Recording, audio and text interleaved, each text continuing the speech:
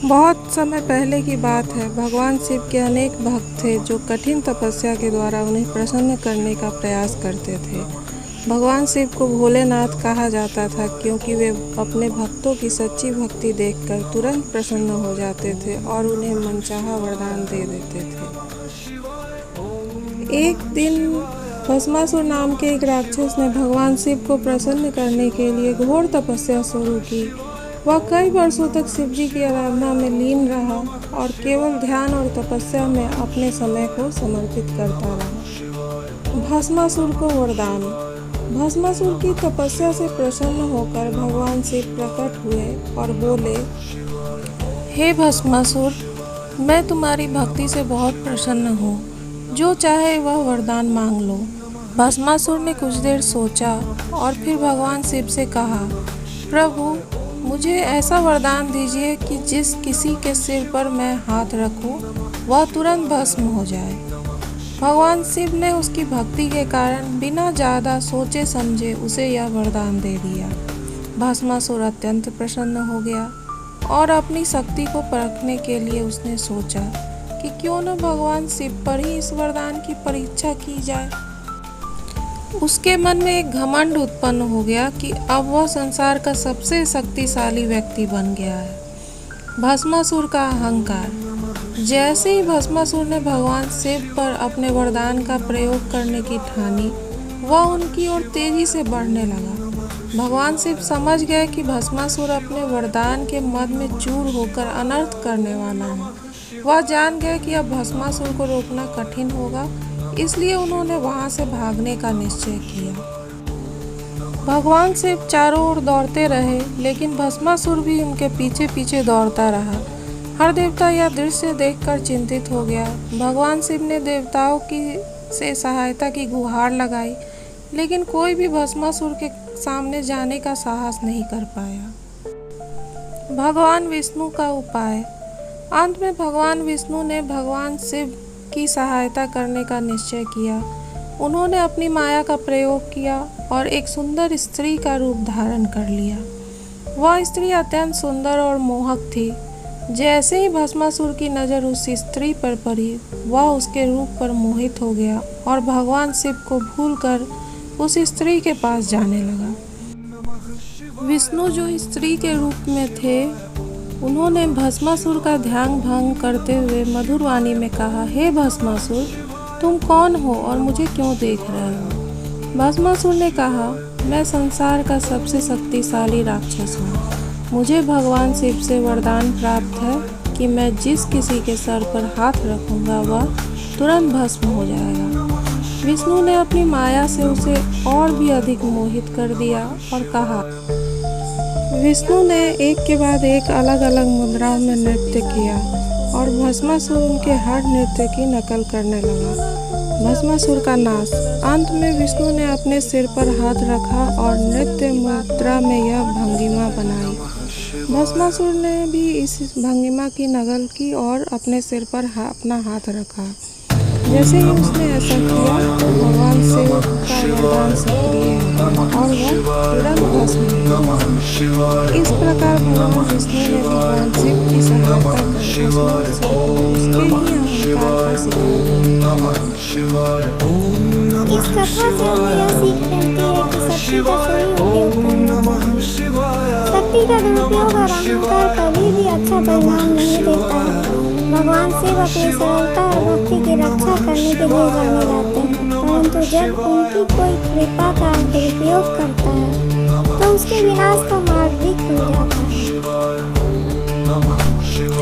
यह कहानी भगवान शिव और सती के प्रेम और त्याग की अनूठी कथा है। प्राचीन समय की बात है। राजा दक्ष जो कि प्रजापति थे, वे बहुत ही धार्मिक और शक्तिशाली राजा थे। उनकी पुत्री सती बचपन से ही भगवान शिव की आराधना में लीन रहती थी। सती का मन भगवान शिव में इस कदर रमा हुआ था कि वे हमेशा उनकी भक्ति में मग्न रहती थी। उन्होंने निश्चय कर लिया था कि वे भगवान शिव से ही विवाह करेंगी। हालांकि राजा दक्ष भगवान शिव को पसंद नहीं करते थे। शिव का रहन सहन, उनका गले में सर्प भस्म लपेटना और सादगी का जीवन जीना, ये सब चीज़ें दक्ष को नहीं भाती थी। दक्ष चाहते थे कि सती का विवाह किसी राजकुमार या देवता के साथ हो, ना कि एक तपस्वी के साथ। सती का कठोर तप। सती ने भगवान शिव को पति के रूप में प्राप्त करने के लिए कठिन तपस्या शुरू की। उनकी भक्ति और कठोर तप देखकर भगवान शिव उनके सामने प्रकट हुए। सती की भक्ति से प्रसन्न होकर भगवान शिव ने उनके विवाह का प्रस्ताव स्वीकार किया। अंततः सती और शिव का विवाह धूमधाम से संपन्न हुआ और वे दोनों कैलाश पर्वत पर रहने लगे। दक्ष का यज्ञ और सती का त्याग। कुछ समय बाद राजा दक्ष ने एक बहुत बड़ा यज्ञ आयोजित किया, जिसमें सभी देवताओं और ऋषि मुनियों को आमंत्रित किया गया, लेकिन उन्होंने भगवान शिव और सती को यज्ञ में आमंत्रित नहीं किया। सती को जब इस बात का पता चला तो उन्हें बहुत दुख हुआ और उन्होंने अपने पिता के यज्ञ में जाने का निर्णय लिया, यह सोचकर कि शायद उनके पिता का मन बदल जाए और वह भगवान शिव का सम्मान करें।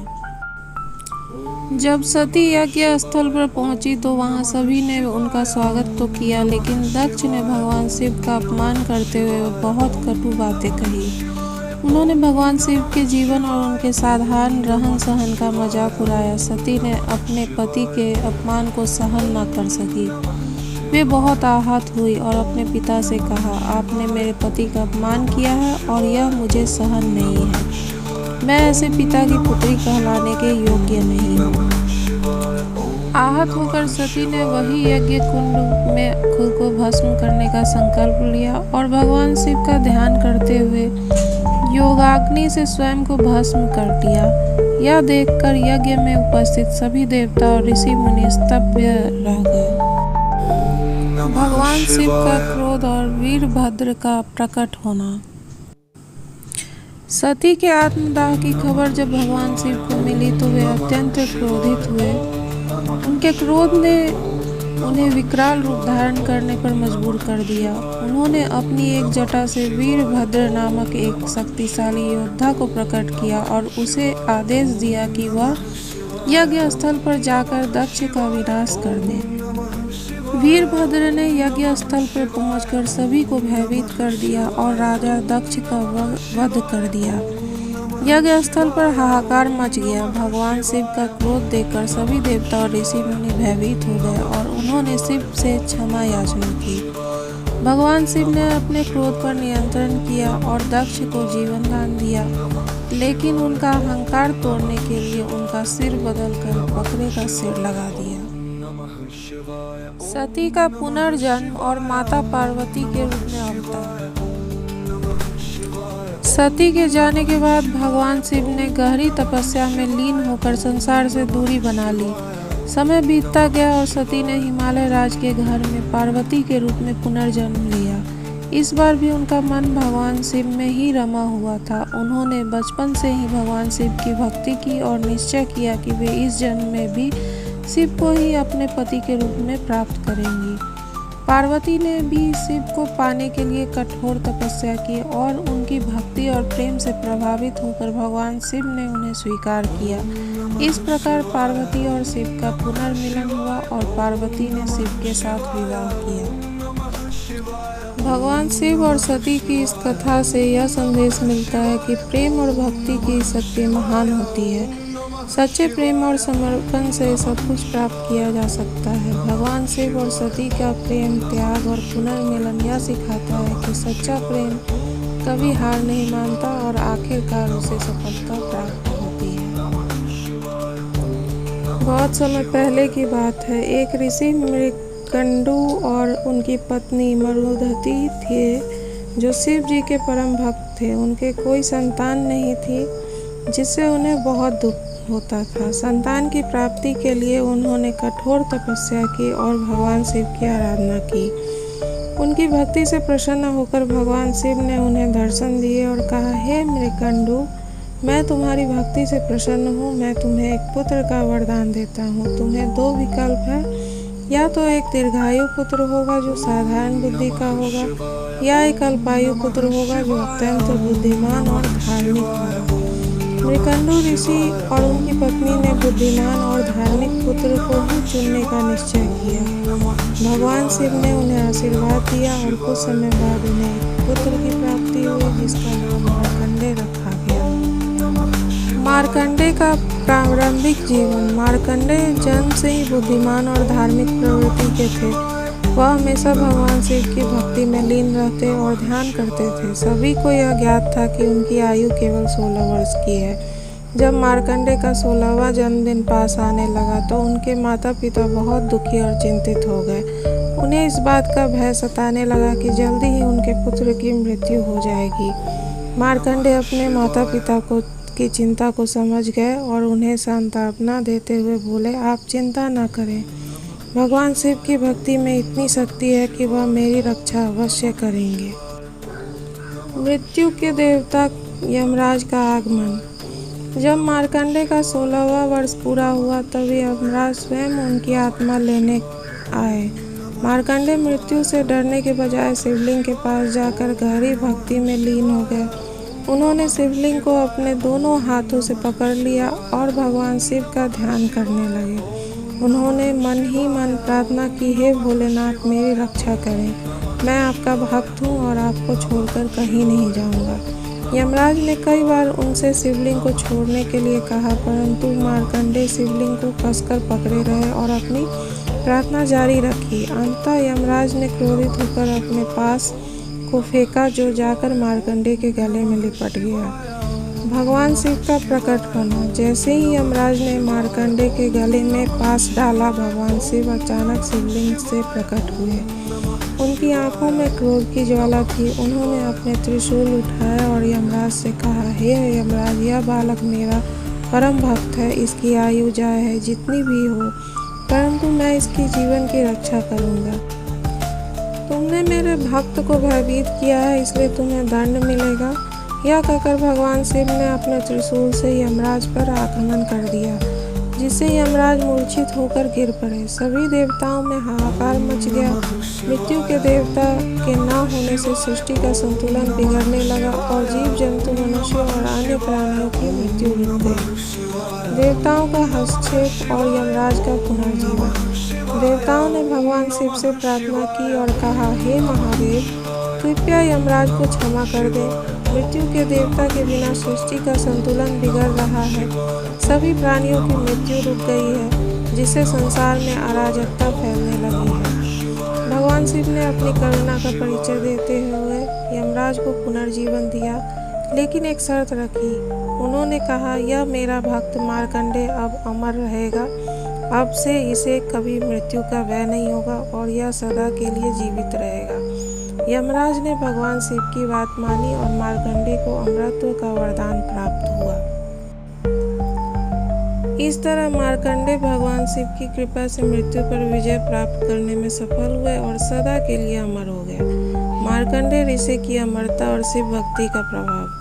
भगवान शिव के आशीर्वाद से मार्कंडेय ऋषि अमर हो गए और वे शिव भक्ति और धर्म के प्रतीक बने। उन्होंने अपना शेष जीवन भगवान शिव के भक्ति में बिताया और ज्ञान का प्रचार प्रसार किया। उनके अनुभव और ज्ञान का प्रकाश दूर दूर तक फैला। उनकी शिव भक्ति और उनकी कथा आज भी हमें सिखाती है कि सच्ची भक्ति और दृढ़ विश्वास से किसी भी कठिनाई का सामना किया जा सकता है। कथा का संदेश। मार्कंडेय की कथा हमें यह सिखाती है कि भगवान शिव अपने सच्चे भक्तों की रक्षा करने के लिए किसी भी हद तक जा सकते हैं।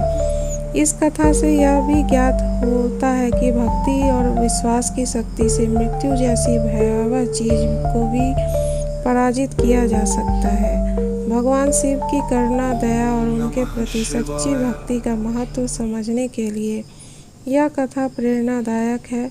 इससे यह भी पता चलता है कि महादेव सदा अपने भक्तों के साथ खड़े रहते हैं और उनकी रक्षा करते हैं, चाहे परिस्थिति कितनी भी कठिन क्यों न हो। महादेव जिन्हें शिव भी कहा जाता है, हिंदू धर्म में त्रिदेवों में एक हैं। शिव की कहानी में उनके शांत और विनाशकारी दोनों रूपों का उल्लेख मिलता है। वह सृष्टि के संहारक और पुनर्निर्माणकर्ता माने जाते हैं। शिव का निवास कैलाश पर्वत पर है और उनकी पत्नी पार्वती देवी है। शिव के कई प्रसिद्ध रूप हैं जैसे नटराज, नृत्य के देवता, भोलेनाथ, भोले भाले और रुद्र प्रचंड रूप। एक प्रसिद्ध कथा के अनुसार शिव ने विष्णु और ब्रह्मा के बीच सृष्टि के सबसे महान देवता को लेकर विवाद को सुलझाने के लिए एक अनंत ज्योति स्तंभ का रूप लिया था। इस स्तंभ का कोई आदि या अंत नहीं था, जिससे दोनों ने यह स्वीकार किया कि शिव ही परम तत्व है। एक और कहानी समुद्र मंथन की है, जिसमें अमृत और विष दोनों निकलते हैं। विष से संसार की रक्षा के लिए शिव ने उसे अपने कंठ में धारण किया, जिससे उनका कंठ नीला हो गया और वे नीलकंठ कहलाए। शिव की भक्ति से व्यक्ति को आत्मज्ञान, शांति और मुक्ति मिलती है। शिवरात्रि उनका सबसे प्रमुख पर्व है, जब भक्त उनके रुद्राभिषेक और अन्य पूजा अर्चना से प्रसन्न